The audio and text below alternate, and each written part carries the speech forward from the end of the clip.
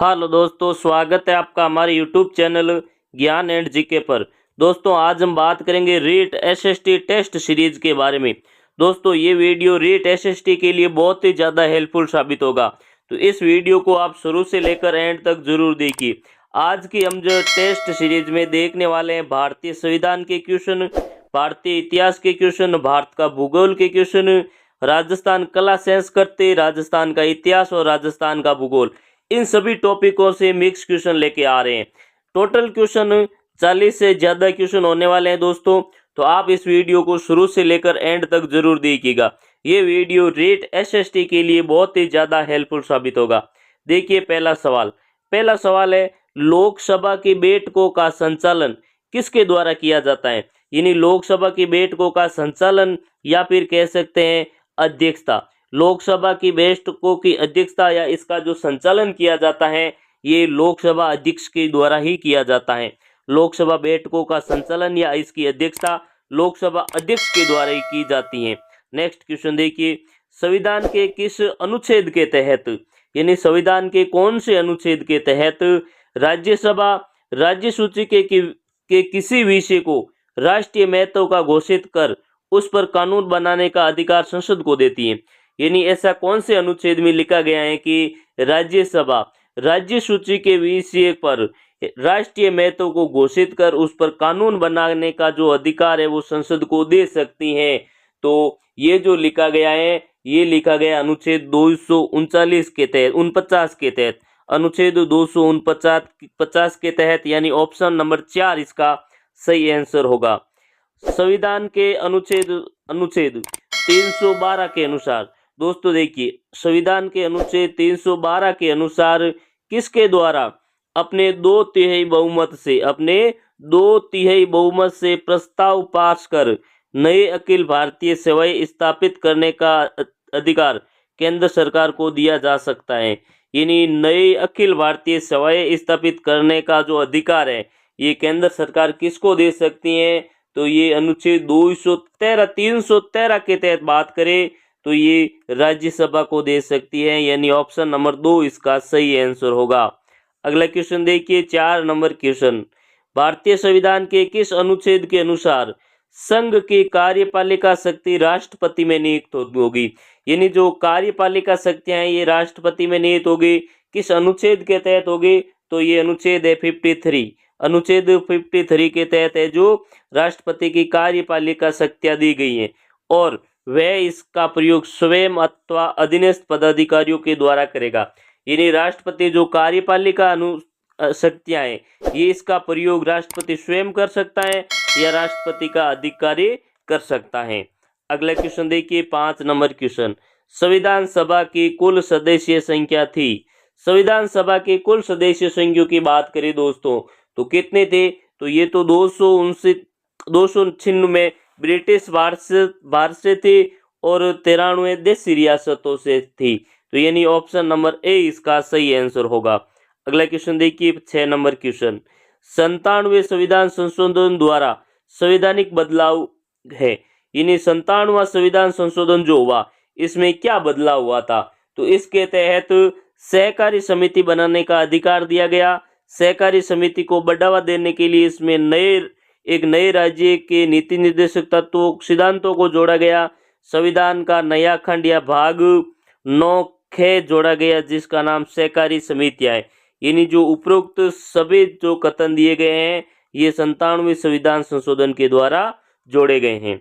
दोस्तों अगर आपको ये वीडियो अच्छा लग रहा है तो इस वीडियो को लाइक कीजिए और चैनल को सब्सक्राइब कर वीडियो शुरू से लेकर एंड तक जरूर देखिएगा।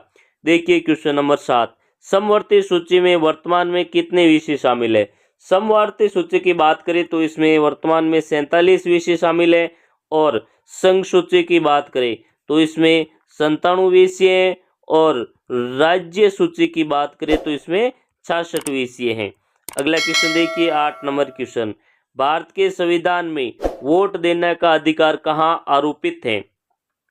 यानी भारतीय संविधान में वोट देने का जो अधिकार है ये कौन से अनुच्छेद में है? ये कौन से अनुच्छेद में है वोट देने का अधिकार? तो ये है अनुच्छेद 326। अनुच्छेद 326 के तहत 18 वर्ष से ऊपर व्यक्ति को वोट देने का अधिकार है। अगला क्वेश्चन देखिए 9 नंबर क्वेश्चन, किस संविधान संशोधन अधिनियम से ग्रामीण स्वशासन संस्थाओं को प्रभावी व सशक्त स्थितियां प्राप्त हुई है? यानी कौन से संविधान संशोधन के तहत ग्रामीण स्वशासन संस्थाओं को प्रभावी व सशक्त शक्तियां प्राप्त हुई है? तो ये संविधान संशोधन था 73वां संविधान संशोधन।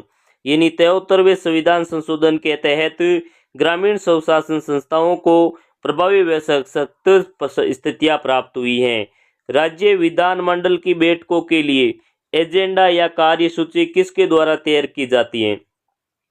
यानी जो राज्य मंत्रिमंडल की जो बैठक होती है, इसका एजेंडा या कार्यसूची किसके द्वारा तैयार की जाती है? तो ये मुख्यमंत्री के द्वारा तैयार की जाती है। राज्य मंत्रिमंडल की बैठकों का एजेंडा और उनकी कार्यसूची मुख्यमंत्री के द्वारा तैयार की जाती है। अगला क्वेश्चन देखिए 11 नंबर क्वेश्चन, निम्न में से नात्रा की पाल क्षेत्र किस खनिज के लिए प्रसिद्ध है? नात्रा की पाल की अगर बात करें तो ये कौन से खनिज के लिए प्रसिद्ध है? तो नात्रा की पाल है जो लोहे अयस्क के लिए प्रसिद्ध है। नात्रा की पाल किस खनिज के लिए प्रसिद्ध है? तो ये लोहे अयस्क के लिए प्रसिद्ध है। अगला क्वेश्चन देखिए 12 नंबर क्वेश्चन, भारत में सोयाबीन के 3 अधिकतम उत्पादक राज्यों का सही अवरोही क्रम है। यानी बढ़ते क्रम में भारत में 3 सोयाबीन वाले अधिक वाले राज्य, सबसे ज्यादा महाराष्ट्र, मध्य प्रदेश, महाराष्ट्र और राजस्थान। तो इसमें हो जाएगा option number A, Madhya Pradesh, Maharashtra और राजस्थान। यहाँ पे सर्वाधिक सोयाबीन का उत्पादन होता है। अगला क्वेश्चन देखिए 13 नंबर क्वेश्चन, भारत में खुरमा घाटी और बॉम्बे हाई क्षेत्र किस खनिज के भंडार के लिए प्रसिद्ध है? खुरमा घाटी और बॉम्बे हाई क्षेत्र ये पेट्रोलियम उत्पादन के लिए प्रसिद्ध क्षेत्र हैं। भारत में जो खुरमा घाटी और बॉम्बे हाई क्षेत्र किस खनिज के भंडार के लिए प्रसिद्ध है? तो ये पेट्रोलियम भंडार के लिए प्रसिद्ध है। बॉम्बे हाई का एक बार पूछा गया क्वेश्चन है दोस्तों। अगला क्वेश्चन देखिए 14 नंबर क्वेश्चन, निम्नलिखित में से भारत का सबसे लंबा बांध कौन सा है? भारत का सबसे लंबा बांध है हीराकुंड बांध। भारत का सबसे लंबा बांध हीराकुंड बांध महानदी पर ओडिशा में स्थित है। नेक्स्ट क्वेश्चन देखिए 15 नंबर क्वेश्चन, निम्न में से कौन सा युग्म सुमेलित नहीं है? यानी इसमें बताना है आपको कौन सा युग्म सुमेलित नहीं है। काल बैसाखी पश्चिम बंगाल, यानी जो काल बैसाखी है ये पश्चिम बंगाल में मानसून पूर्व की जो वर्षा होती है, मानसून पूर्व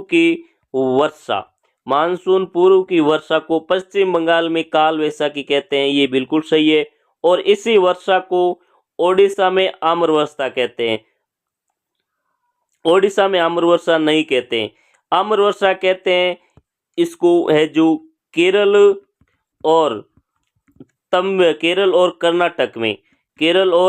कर्नाटक में यानी मालाबार तट पर आम्र वर्षा कहते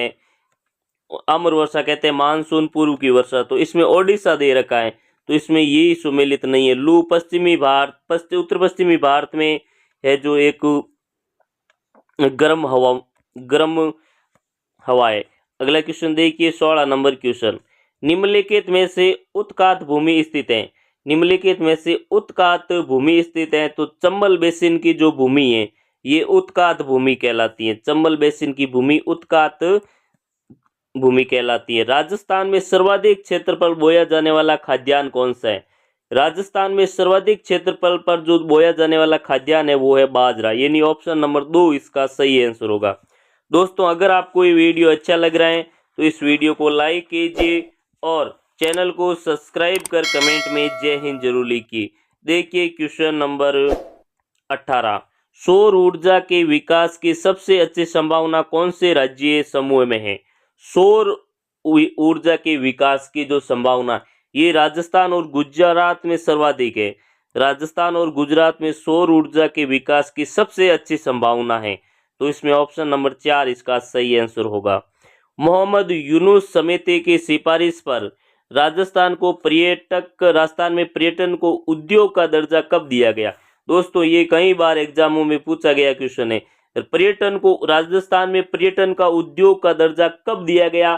तो राजस्थान में जो उद्योग का दर्जा है, पर्यटन को उद्योग का दर्जा, ये 1989 में दिया गया। 1989 में उद्योग का दर्जा दिया गया पर्यटन को। और कौन सी समिति की सिफारिश पर दिया गया? तो ये मोहम्मद यूनुस खान समिति की सिफारिश पर 1989 यानी 1989 में उद्योग का दर्जा दिया गया था। विश्व का एकमात्र वृक्ष मेला राजस्थान के कौन से जिले में लगता है? दोस्तों सबसे पहले बात करें विश्व का एकमात्र वृक्ष मेला, तो वो है खेजड़ली वृक्ष मेला। दोस्तों इसके अलावा एक है जो मांगल्यावास अजमेर में भी भरता है, लेकिन ये खेजड़ी का विश्व का एकमात्र मेला माना जाता है जो जोधपुर जिले में आयोजित किया जाता है। तो इसमें ऑप्शन नंबर 2 इसका सही आंसर होगा। उष्ण कटिबंधीय चक्रवात हरिकेन के नाम से जाने जाते हैं। उष्ण कटिबंधीय चक्रवात जिसे हरिकेन के नाम से कहाँ पे जाना जाता है? जो उष्ण कटिबंधीय चक्रवात आता है इसे वेस्ट इंडीज में हरिकेन के नाम से जाना जाता है। तो उसमें ऑप्शन नंबर 4 इसका सही आंसर होगा। दक्षिणी गोलार्ध में सबसे लंबा दिन होता है। दक्षिणी गोलार्ध में जो 22 दिसंबर का दिन होता है ये सबसे लंबा दिन होता है। दक्षिणी गोलार्ध में 22 दिसंबर का सबसे लंबा दिन होता है। और यही है जो उत्तरी गोलार्ध में सबसे लंबी रात होती है 22 दिसंबर की। पृथ्वी पर सूर्य की किरणें अधिक तिरछी कहाँ पड़ती हैं? अधिक तिरछी कहाँ पड़ती हैं पृथ्वी पर सूर्य की किरणें? 0 डिग्री अक्षांश पर नहीं, 23.5 डिग्री अक्षांशों पर नहीं, 7.5 डिग्री अक्षांशों पर नहीं, इसमें हो जाएगा ध्रुवों पर। यानी ध्रुवों पर सर्वाधिक सूर्य की किरणें तिरछी पड़ती हैं। अगला क्वेश्चन देखिए 24 नंबर क्वेश्चन। संयुक्त राजस्थान का प्रधानमंत्री किसे बनाया गया था? संयुक्त राजस्थान का प्रधानमंत्री माणिक्यलाल वर्मा को बनाया गया था। संयुक्त राजस्थान का प्रधानमंत्री किसे बनाया गया? तो ये माणिक्यलाल वर्मा को बनाया गया था। गोविंदगिरी निम्न में से किसके शिष्य थे? गोविंदगिरी किसके शिष्य थे? तो गोविंदगिरी ये साधु राजगिरी के शिष्य थे। साधु राजगिरी के शिष्य थे गोविंदगिरी, जिनका जन्म है जो डूंगरपुर के बांसिया गांव में हुआ था। भरतपुर के आसपास के क्षेत्रों में मेवाती बोली पर किस भाषा का प्रभाव देखने को मिलता है? मेवाती बोली पर किस भाषा का प्रभाव देखने को मिलता है? तो ये ब्रज भाषा का मिलता है। मेवाती भाषा जो भरतपुर के आसपास बोली जाती है, अलवर भरतपुर इन क्षेत्रों में बोली जाती है, और यहाँ पे ब्रज भाषा का है जो प्रभाव देखा जाता है। लोठूजी निठरवाल का जन्म कहाँ हुआ था?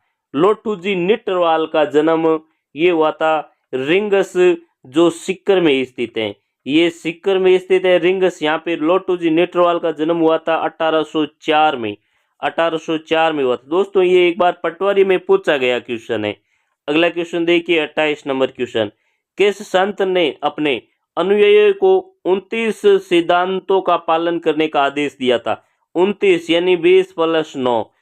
तो जाम्बोजी ने है जो अपने अनुयायियों को 29 सिद्धांतों का पालन करने का आदेश दिया था। निम्न में से कौन सी हवेली जैसलमेर में स्थित नहीं है? यानी इनमें से कौन सी हवेली जैसलमेर में नहीं है? तो सालम सिंह की हवेली है, नतमल की हवेली है, पटवायों की हवेली है। जो बचावतों की हवेली है ये जैसलमेर में नहीं स्थित है। तो इसमें ऑप्शन नंबर 4 इसका सही आंसर हो जाएगा। शारदा एक्ट किससे संबंध रखता है? शारदा एक्ट की बात करें तो ये बाल विवाह से संबंधित है। शारदा एक्ट किससे संबंधित है? तो ये बाल विवाह से संबंधित है। महाराजा धीराज की उपाधि किस शासक ने धारण की थी? महाराजा धीराज की उपाधि ये हर्ष शासक ने उपाधि धारण की थी, हर्ष ने। तो दोस्तों आज का वीडियो हमारा आपको कैसा लगा? अगर अच्छा लगा वीडियो तो इस वीडियो को लाइक कीजिए और चैनल को सब्सक्राइब कर कमेंट में जय हिंद जरूर लिखें। थैंक यू, धन्यवाद।